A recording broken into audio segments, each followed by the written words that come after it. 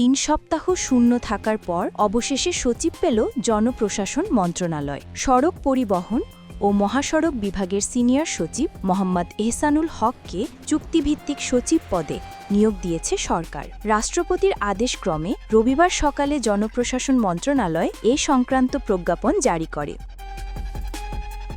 প্রজ্ঞাপনে বলা হয়, জনস্বার্থে জারিকৃত এই আদেশ অবিলম্বে কার্যকর হবে। ছাত্র জনতার অভ্যুত্থানের পর অন্তর্বর্তী সরকার মোখলেস-উর রহমানকে জনপ্রশাসন সচিব পদে নিয়োগ দিয়েছিল ২ বছরের জন্য। তবে ২১ সেপ্টেম্বর তাকে পরিকল্পনা কমিশনে স্থানান্তর করা হয়। মোখলেসুর রহমানের বদলির পর থেকে ২১ দিন ধরে শূন্য ছিল জনপ্রশাসন সচিবের পদ।